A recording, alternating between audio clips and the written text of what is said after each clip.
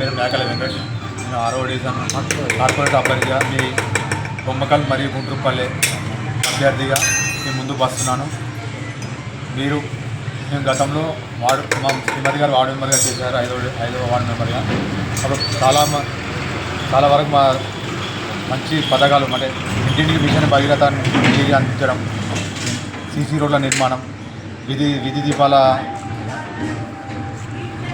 ఇంటింటికి విధి దీపాలు మరియు బోర్లు, ఇవన్నీ గతంలో మేము చాలా అభివృద్ధి పనులు చేసినాన్ని గుర్తించి ఈరోజు మా కేంద్ర మంత్రివర్యులు బండి సంజయ్ కుమార్ గారు మాకు ఈ బీజేపీ టికెట్ ఇవ్వడం జరిగింది. దానికి సంతోషంగా భావిస్తూ అదేవిధంగా 6వ డివిజన్ గ్రామ ప్రజలందరికీ ఆశీస్సులు మాపై ఉండాలి అని మీకు కోరుకుంటూ, ప్రతి సమస్యపై అవగాహన ఉన్న వ్యక్తిని నేను. గ్రామంలో ప్రతి ఒక్క సంఘాలతో మరియు వివిధ కుల సంఘాలతో ఉన్న సంబంధం ఉన్న వ్యక్తిని నేను. వాళ్ళ మీ బిడ్డగా మేము ముందుకు వస్తున్నాను. అదేవిధంగా ఈరోజు రాష్ట్రంలో బీఆర్ఎస్ పార్టీ లేనేలేదు, మొత్తం ఎక్కడ లేనేలేదు, పత్తకు లేని పార్టీ అది.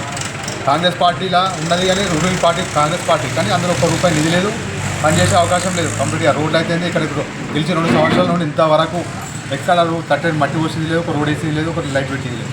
2 సంవత్సరాల వేళ అదే కేంద్రంలో బీజేపీ పార్టీ ప్రధాన మంత్రి నరేంద్ర మోడీ గారు ఉన్నారు.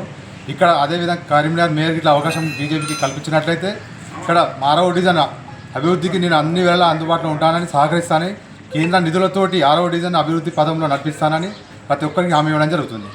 జై శ్రీరామ్, జై భారత్ మాతాకి జై. డబ్బులతోటి ₹2 లక్షల ప్రమాద బీమా నా సొంత డబ్బులతో అందరికీ ఇవ్వడం జరుగుతుంది. ప్రతి కుటుంబానికి ప్రతి ఒక్క వ్యక్తికి ₹2 ఉచిత బీమా ఇవ్వడం జరుగుతుంది. అదేవిధంగా ఇచ్చిన వెంటనే ప్రతి ఒక్క కుటుంబంలో ప్రతి ఒక్క వ్యక్తికి నా సొంత డబ్బులతోటి ₹2 లక్షల ప్రమాద బీమా ఇవ్వడం జరుగుతుంది. అదేవిధంగా ఇప్పుడు బొమ్మకల్ గ్రామం 6వ డివిజన్ అనే గ్రామము ఇప్పుడే కరీంనగర్ కార్పొరేషన్లో విలీనమైనందున చాలా సమస్యలు ఉన్నాయి ఇక్కడ బొమ్మకల్ గ్రామంలో. ప్రతి ఇంటికి డ్రైనేజ్ వ్యవస్థ మంచి లేదు. డ్రైనేజ్ వ్యవస్థ మొత్తం అన్ని కేంద్ర ప్రభుత్వం నిధులతో నేను డ్రైనేజీని ప్రతి వాడలా నేను నిర్మిస్తానని హామీ ఇస్తున్నాను. ఆరోగ్య కేంద్రం ఇంతవరకు బొమ్మకల్ గ్రామంలో లేనేలేదు. దాన్ని కూడా సొంత భవనంలోకి తీసుకురావాలనే లక్ష్యంగా ముందుకు సాగుతాం. మీ అందరికీ ఆశీస్సులు కావాలని కోరుకుంటున్నాను. జై శ్రీరామ్.